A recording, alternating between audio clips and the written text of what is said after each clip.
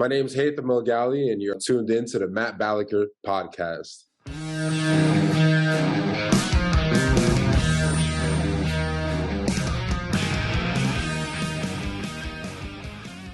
Hello, fine people out there. Thank you once again for tuning in to the Matt Balaker podcast.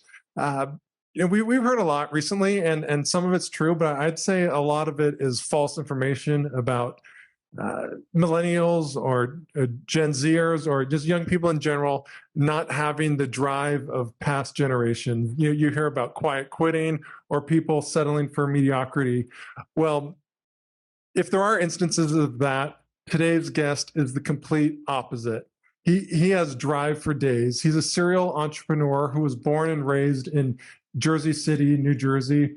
He started off in graphic design, moved to event production, to managing and operating multiple successful brands. He's always envisioning a better future. He teamed up with his old friend to launch 2 successful brands. He earned the attention of Sean Combs, Jadakiss, and the Matt Balaker podcast. So please... I like that. Please join me in welcoming Haytham Elgawly to the program. How you doing, Haytham? What's up, Matt? How are you, man? Thank you for having me. I appreciate this. Well, I appreciate this, but I'm a little upset because you make me feel lazy even when I think I'm working hard. So I think, but we need that kick in the pants sometimes. So you started off, Haytham, your working career at like Hyatt Hotel, Bank of America, Honda Motor. Yeah. Pretty different from what you're doing now. But I mean, take us back there. Like how'd you get started in the corporate world? Yeah, for sure.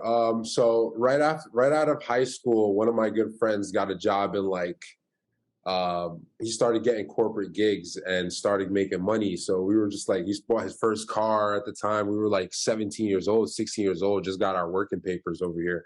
And at that time, I'm just like, 16, he got his car. I'm like, what's this guy do? Like, what? We come from nothing, So it's like, oh, this guy got a great job. He has a paycheck. At the time, I was like, all right, I'm doing well in school. Like, put me on, So he got me different jobs in like Target whenever he came in, put me onto a job in the Hyatt out. I used to valet cars. So it was different things. Yeah. So, how does that work? I have friends who've they've probably made more money in that than other jobs, but like, oh, exactly. What if you scratch them? What happens if like something bad happens, Haytham? So it's insured by whoever's hired you. Okay. So I used to work for the Hyatt Hotel as a valet. So we used to just hang out right by the turn, right by the Regency in downtown Jersey City. And when the cars pulled up, as an experienced valet that was doing it for a while, you kind of knew which cars to go to that were going to take the big money, like the $20, hey, leave my car up front. Or the guy that was coming to see his mistress here and there. So he knew he would come every Tuesday, and he was like, you know what I mean?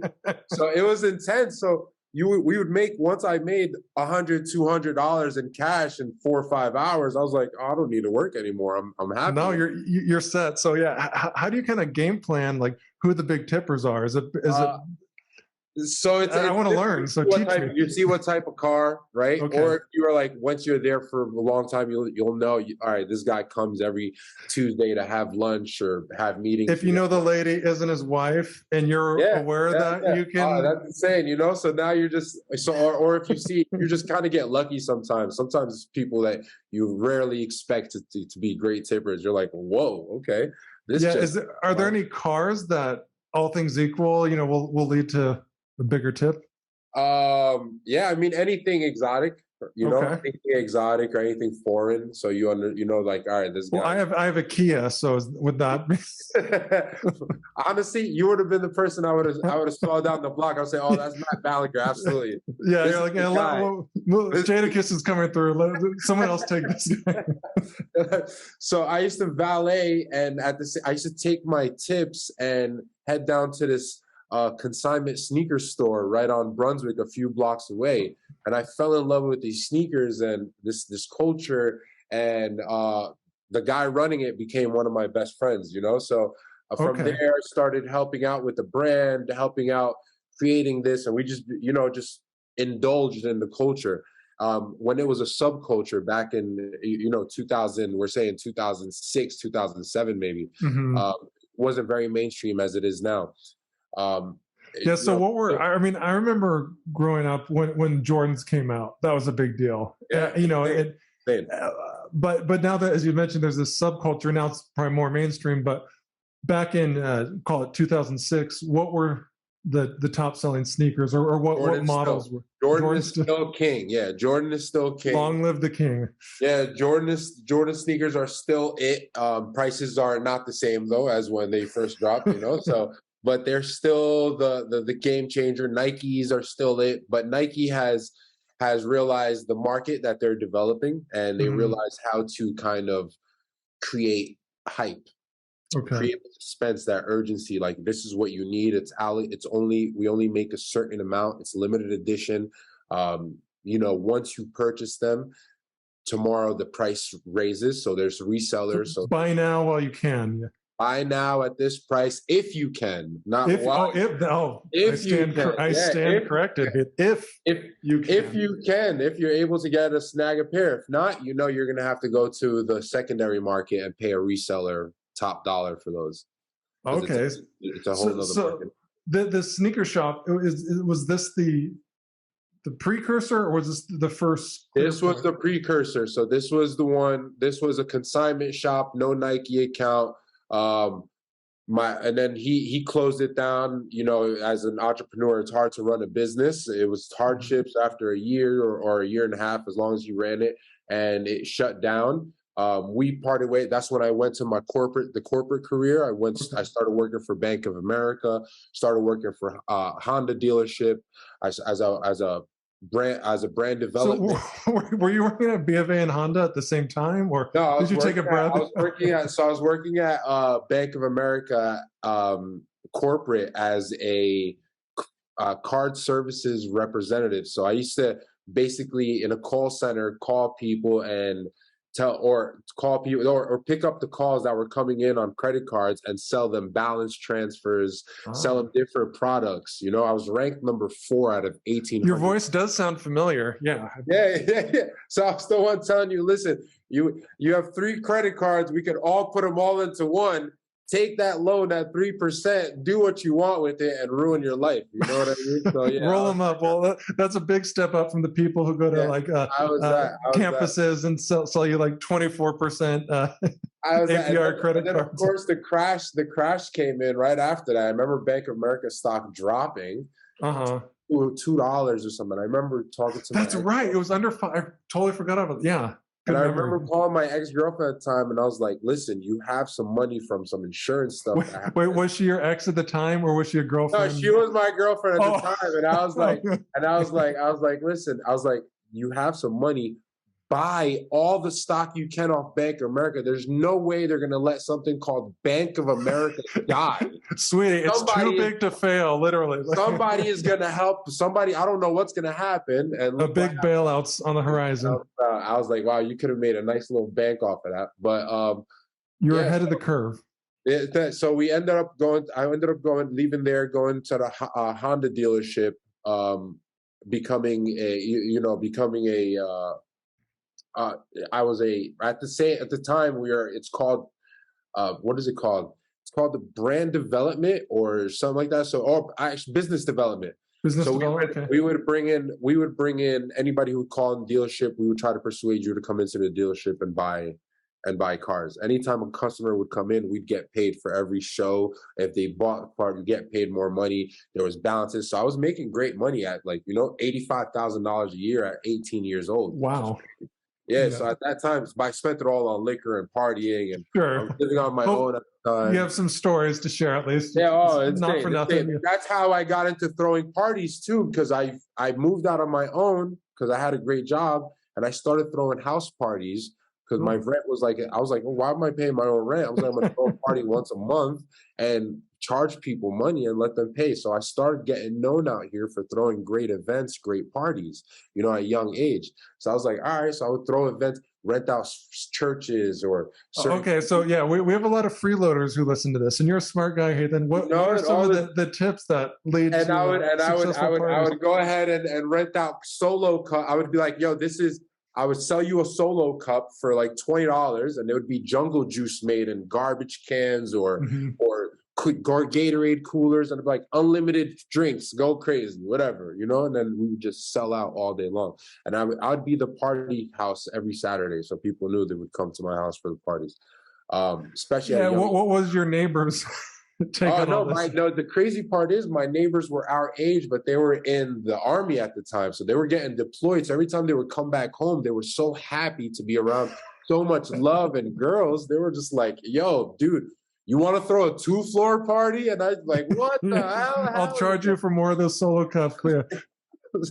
So booze, love, and girls. It's a winning combination. So throughout all that, you know, learning corporate world structure, learning how to throw my own events, you know, getting older. And then I ended up back at Bank of America, but a branch at like 22 years old, at a branch at the time where I was a personal banker. So I was the person you would sit down with to open up your accounts. And so did you have to wear a suit every day to work? Yeah, so I hated it. And that's exactly what I'm saying. I had to wear a leash, a tie, right? Yeah, so I hated it. I had to wake up at 8 in the morning to open this branch and deal with people's overdrawn balance and this. And I'm just like, dude, I got my own problems. I don't want to. I want to throw parties. I don't want to deal with I want to do something different. I don't know what I want to do something. So I was like, listen, I reached out to my friend, my childhood friend. He was like, who owned the sneaker store. He was like, I'm opening up my own, you know, I saw online he was opening up his own business and this. I reached out to him. I said, yo, you're doing this. I want to leave here and go over there and do this. Let me help you with the marketing aspect. You know, I'm good with marketing. Let me run the blog. Let me run the thing. Let me just come around and just indulge in the culture again. Mm-hmm. He was like, listen, I don't have money to pay you, dude. You're getting paid this much money in Bank of America. I'm not going to get you $85K a year. I'm about to open up a store. Like, I don't know if I could barely survive. So I ended up having a conversation with him and his partner. And I pitched myself and look, dude, I don't care what you pay me. Give me $500 a week and let's take it from there, cash. Mm-hmm. He was like, all right. So I literally took an L, but I was like, I'm so unhappy. I think this is an important lesson, for, you know, because people base their life decisions off this podcast. Like, you created an opportunity. It wasn't like you looked online and found a job. You created it. So continue. So and I downgraded so much where I was like, listen, man, I'm 21, 22. I'm currently, like, my rent is $500 a month or something like that at the time. It was $1,000 between me and my roommate. So I was like, yo, dude, I don't, like, whatever. Worst case scenario, I'm sleeping on the couch and I'm borrowing money. Like, whatever. I'll throw some parties and I'll cover rent. Exactly. I'll figure it out. But I just don't want to be here and wear a suit all the time. Ended up leaving and indulged in this whole other lifestyle that was just so crazy. It was so intense where I'm like dealing with sneakers, right? I'm 21 years old. I don't know I've never been in this aspect of this is what an entrepreneur is. You don't work, and I'm used to 9 to 5. After 5 o'clock, I'm going home. Well, you can do whatever you want. Let's go. I'm clocked out. I'm clocked out. Nobody bothered me. As an entrepreneur, this is all day long, right? So you understand. So, all right, the store is being built out. I come up with a design of how the store should be done. Let's do this. Cool. I started an Instagram page for the store and start promoting. Nobody else at that time was putting businesses on Instagram, you know? Mm-hmm. So we were one of the first people when the algorithm was precise. Mm-hmm. I was gathering.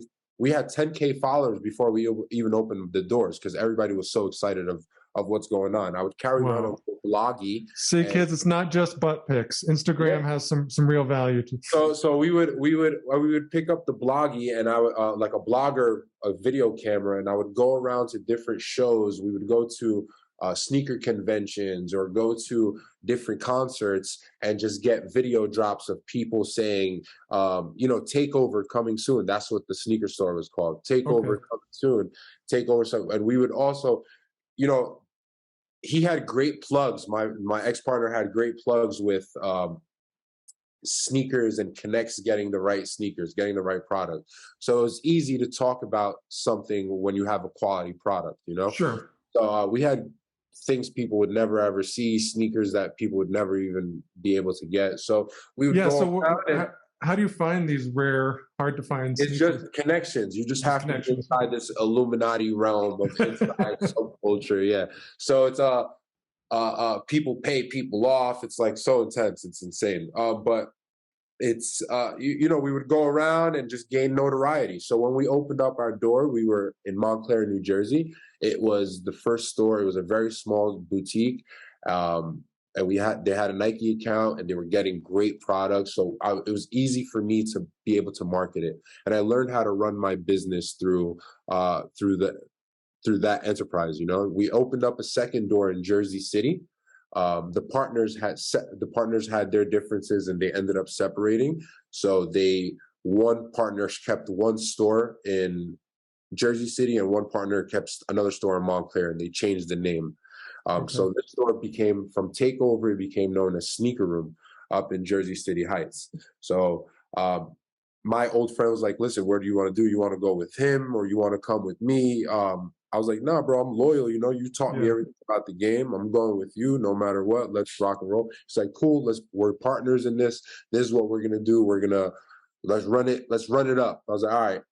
So I took it on my back and I kind of like went crazy. So I thought about it like this. I was like, all right, right now I have nothing. I was like, if I put this brand on my back and I become known as something allocated to this brand, then I guess this will be like my portfolio, for the world to especially. It's like the best resume. It's not some boring Word document. It's like, what do you do? So I was like, so now, prove yourself, So I took this on my back and I kind of went hard to the point where people started thinking I owned the spot, Mm-hmm. So we opened up our second door in Bayonne, New Jersey, and at that point, we were just getting into the sneaker, like it just everything started getting bigger and bigger and bigger to the point where Puffy just like found out about me. One of my good friends I used to sell sneakers to was his assistant, so he would always go back to Puffy and say, "Look what my boys are doing. Look what this is that."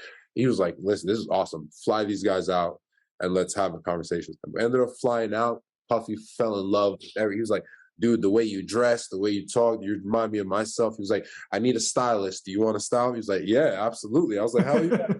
So I ended up becoming Puffy's stylist for a good couple of months.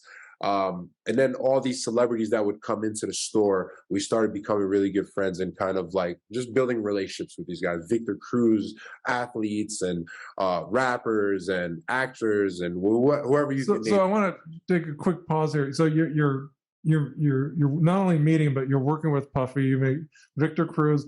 So on one hand, you're still young, and all this exciting stuff is happening. But how do you keep your own self? Like how did you prevent? Because I've seen people fall quickly when they're in the circles. Yeah. You seem pretty down. How did you not lose yourself?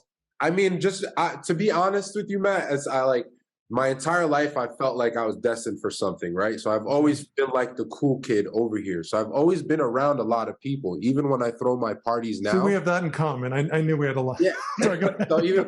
so even when I throw my parties, over here, some of these parties are 4,000 people, and I'm on the mic emceeing. I don't feel shy. This is like who I am.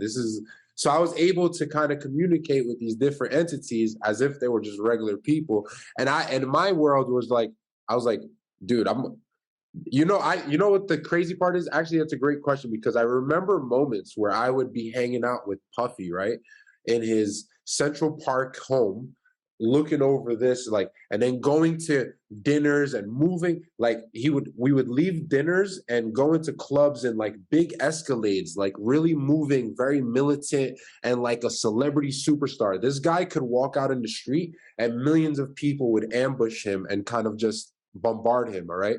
Yeah. And I remember doing that, and then the day would be over and I would take one of the cars home. Take one of the drivers, tell him, all right, to take me home. The driver would take me home and I would come back to Jersey City to my regular life. And what are we doing? Eating a bowl of cereal. What are we doing now? In one day. Yeah. How do I go from that high, that extreme to that low? But that was the craziest thing for me. That's what I saw. That was so astonishing. Wow. And that early on, that made me know this stuff isn't real. this is what's real. This is what's concrete. This is where my feet land, you know? At the end of the day, this all can go off right away. And I knew that. Oh, yeah. And so it leads me to the next point where after building these brands, me and my partner comes up to me and just randomly says, he's like, listen, man, I can no longer afford you. It's like, no longer afford me? What do you mean? He's like, you know, business is not right, this and that, and I know I promised you X, Y, Z, but I was like, cool, but we're partners in this, you know. We told him that we're partners. So his downsizing doesn't happen here; it happens down here first. Let's get rid of everybody else. It'll become me and you, like it originally was. That's how we built this company, you know. If that's how we're doing, let's build it back up and then bring everybody back on. You know, I don't think this and that, but look, I'm willing. You did help the company out. He was like, yeah, but we never had this on paper. You know, we never had again, being so young, I was like, this is my friend, man. He's not going to do me wrong. Friends would never stab you in the back. This is my boy. I know him since I was 16. He brought me into this. He knows that no way possible is this going to happen. And this is what happens. I'm like, I talk to some lawyers. I get some counsel. They're like, you don't have it on paper. This is nothing. It's not. He's right. This and that. So we ended up negotiating a severance package to end up leaving with. So like something like $30,000, something very small. You know what I mean? Ended up taking this. This is in 2016. Ended up taking that money, and my life kind of changed up. So right, because my friends are like around this business. I lived this life of this business, and I kind of put it on my chest, and like, this is who I am. Everybody knew me as the sneaker guy, this, blah, blah, blah.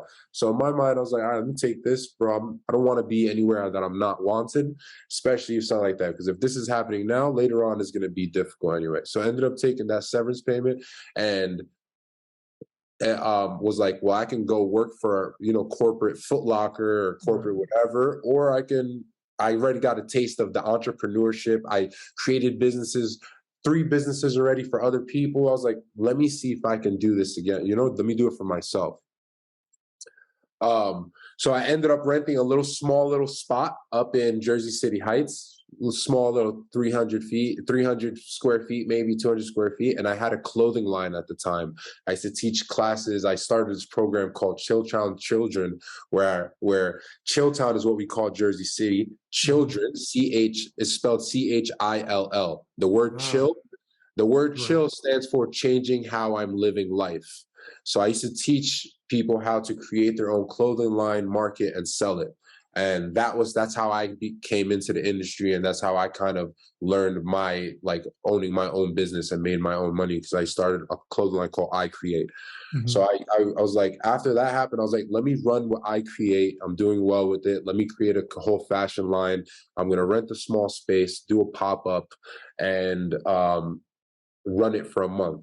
So I found a small space, and I ran this really cool pop-up with a cool concept, like a Marvel and Capcom concept. And I would invite other clothing lines to interact with me, and we would have a big projector, and people would play Marvel and Capcom. If you purchase something, then we take a picture of you, turned you into a Capcom character, like things of that nature. So we made it a whole experience. And immediately I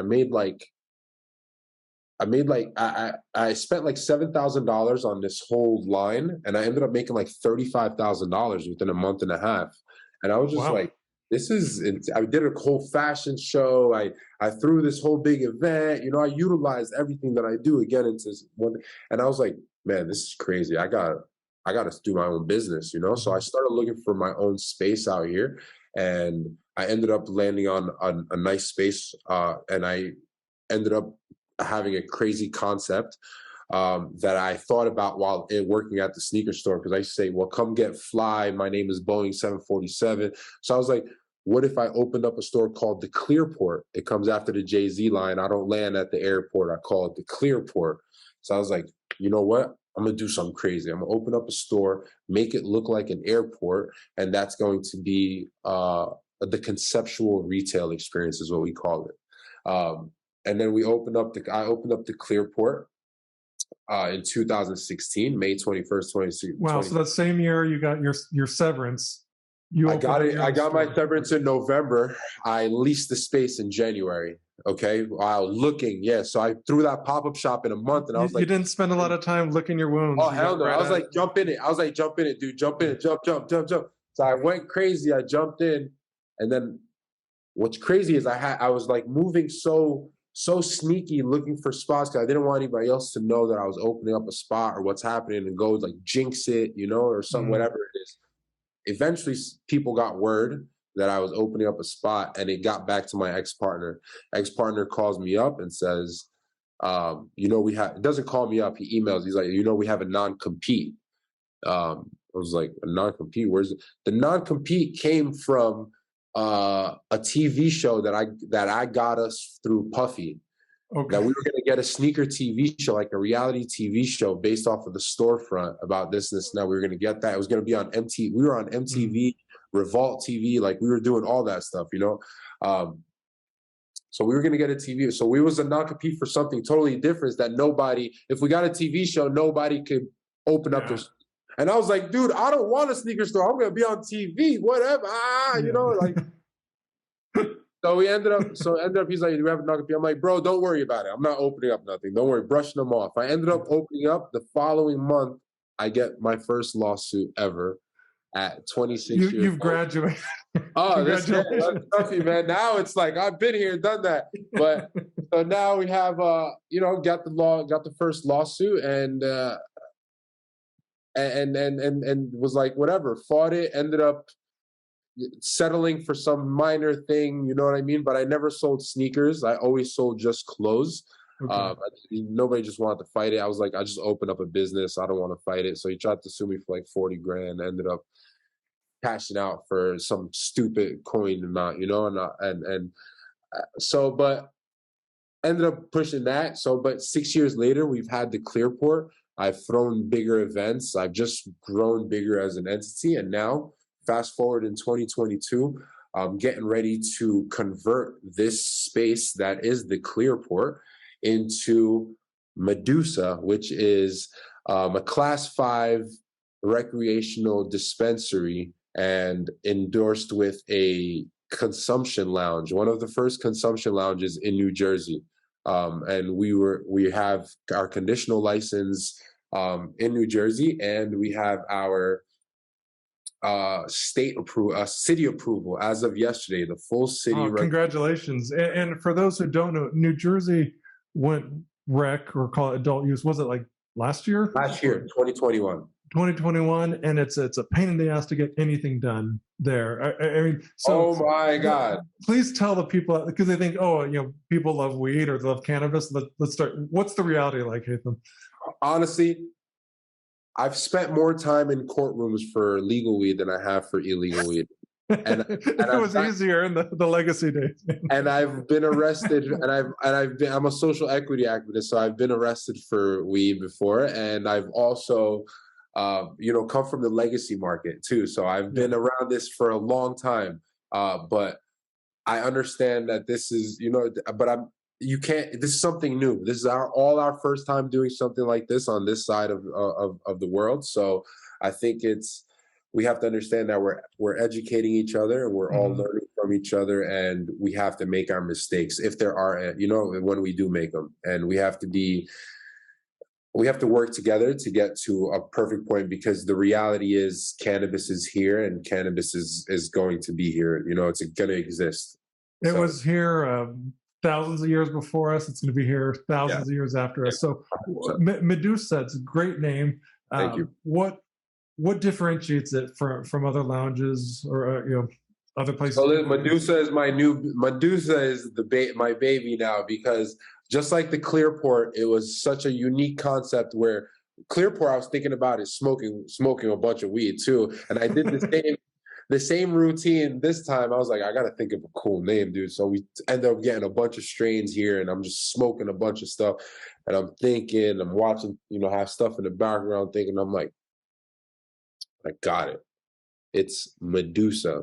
And everything's like, all right. It's like Med USA, like Medical USA, Medusa. But I want to tell the story. Now it gets deeper. I want to tell the story of the beautiful priestess who got ravished in Athena's temple by Poseidon, and she got shunned to the edge of the world, where whenever you looked at her, you turned into stone.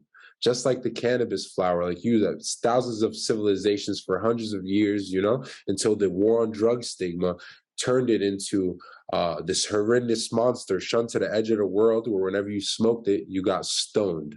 So it's Medusa, stoned at first sight. So I was going to show the correlation. There's so many levels. When I learned about this, I was like, wow, that's brilliant. Yeah. So it's going to tell that whole storyline of both beautiful plants and, priestess and how it fruition in today's world. So you have drive, which is unquestionable, but it's still got to be frustrating. Like, what are some of the big hurdles you've had to deal with, whether in starting Medusa?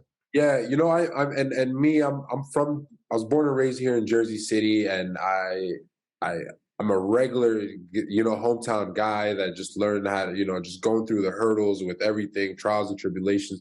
So I wasn't very familiar with how to maneuver through municipal channels the way that I guess it's very necessary for this game. And I'm very hands-on. So I don't want to leave anything to anybody else, because I'm like very meticulous of how everything is being perceived, how even my logos on my letterhead, I don't want nobody to just copy and paste. I don't care what it is. I'm very meticulous in that aspect. So I'm just like, I want to learn, so I was very hands-on through every single, I guess, step of the governing body of the approval process, from weekly meetings with my team to putting together operation procedures, from filling out my own general development application for the planning board, to the city council meeting and speaking up in my behalf and having this conversation, things like that. I think the biggest hurdle for me, for my particular project, and not, other people may have I had the real estate already. I had the idea already. I had the business acumen. I had the funds to get to this point. Mm-hmm. So I think for me, the most difficult part was the objections coming from my neighbors. Okay. Oh, yeah. From my neighbors. So in my particular location, I have two schools by me. Okay. Well, one school and one university right next door to me. Okay. Mm-hmm. And through the dealers don't want competition. That's my take. But sorry, go ahead. Yeah. So the ordinance allows a dispensary to be over 200 feet away from a school. Mm-hmm. I'm 200 feet from what is classified as a school, which is anything K to 12. Okay. The neighboring university next door to me has just built a dormitory that's a couple of feet away, and they're trying to argue that they should be classified as a school, even though there's a bar across. There's two bars in the vicinity of 300 feet, 4 liquor stores, 2 restaurants that serve liquor, smoke shop with bongs in the window, so things like that. And their objection is that it would have a ridiculous impact. It would have a negative and you're employing people, right? I know, like you're giving people jobs. I'm employing people. I'm also having a consumption lounge where people don't have to smoke in the streets or on your campus. They can come here, right, where they're safely educated, and what what you're consuming. Right. So it's those aspects. It's very interesting to like, what year are we in? Like, how is like little old me supposed to fight this topic that's been fought for hundreds of years by everybody in this community? So that was the very hard part. So I think it was just like numerous conversations and hearing the objections. And I think I wouldn't have been able to get to this point if it wasn't for the support of my local municipality, doing the fair thing and judging fairly and judging justly, So it's like, this is the rules. This is how you vote on it. If I meet all the requirements, I should pass through. And that's what happened. So in spite of being within 200 feet of a dormitory. And now we're dealing with, before I even open, I have my first lawsuit now, again, from the university. So every time I try to start a new entity in this location, I'm getting somebody's trying to stop me from doing something. So it's very interesting, you know. And that's the don't fight Haytham. That's one thing we've learned. Like you'll lose, but he'll smile at you, but he'll beat you. I'm like, I'm going. Let's go. I'm going with you. Let's fight. And I feel like it's very important where I'm at to fight this, right? Because it's either we back down and say you're right, or we fight this and we say no. This is where we make a stance where it's like, this is wrong. This isn't something bad. This is the new future. So I feel like I have to say, even though it's going to cost me more money fighting this and going on, I feel like this is a part of history, and this kind of sets the tone. Because if worst case scenario, I lose this lawsuit, they have to change an entire law based on me. Right. And you'll get so much publicity and notoriety from it. You're like, all right. That's what's happening now. It's on a bunch of newspapers. It's on a bunch of blogs are picking it up. It got me on the Matt Balaker podcast. I mean, you don't get any higher than that, even at Medusa. So there you go. So I'm eating it up. No bad press, So that's what well, thank you for not backing down. And we're wrapping up, but I know you have a foundation. You're a role model. You're a mentor to kids. What are some of the lessons you've learned that you're trying to impart to the next generation? Honestly, don't stop. Like, you have to have this perseverance, right? I think the greatest gift, I think the biggest gift is the execution of an idea. Everybody has ideas, but it's executing the idea is what really is the hardest part. And if you can master that ability, I think it's game over. And I think that's what everybody should be doing, just seeing an idea into fulfillment. So one thing me and my CFO always talk about is staying on track, right? Maintaining the course, where it's like, don't deter from this course, because a lot of people come in and they're like, I want to open up a dispensary. Then I want cultivation now. I want to do manufacturing now. Well, this dude, finish this project up, open it, and then expand, like, figure this out. And I think that's the hardest part. So I tell my kids, eat your vegetables before dessert. Yeah. And the biggest thing too is network, right? It's communicate. It's like, talk to everybody. I shake hands and kiss babies all day long. And I'm just like, future politician. Know my story, know what I do. Can we help each other? This is what it is. Eventually you land in the right room with Puffy, and you're just like, you're making jokes, and it's like it's a whole different ballgame. Well, you're landing in the right place, and where do you think this drive comes from, Haytham? I think it's coming from an environment where I had nothing growing up. I didn't have much. My parents don't own property here. They're immigrants. They come from my family has been in Jersey City for over 40 years, and my great uncle and my dad and his father, they all owned businesses in Jersey City, like grocery stores. So as immigrants, they knew that's like, I was working at 13 years old in my dad's store. And I was selling white teas out of this, like, it was like insane. Like, just at a young age, I was instilled that entrepreneurial spirit. And I was like, as soon as I got a little taste of what the amount of work you put in now will definitely pay off. You'll see if I bust my ass for this year, next year, I'll definitely see that result, whether it's monetary value, whether it's relationship value, whatever it is. It's, you bust your ass now, no doubt about it.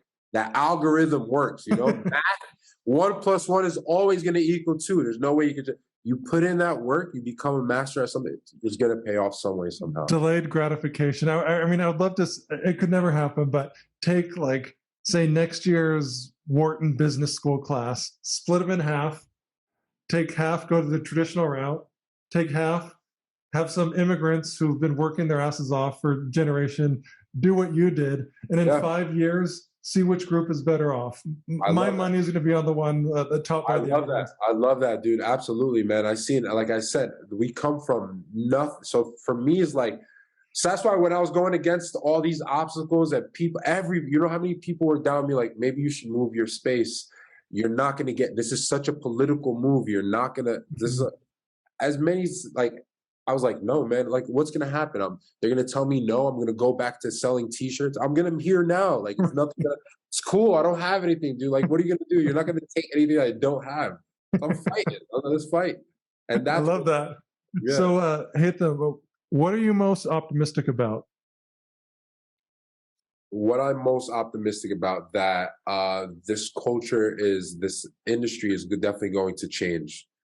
It's going to change when it hits the East Coast, because we have some creative hustlers over here, and our mindset, our hustle is totally different on the East Coast than it is on the West Coast.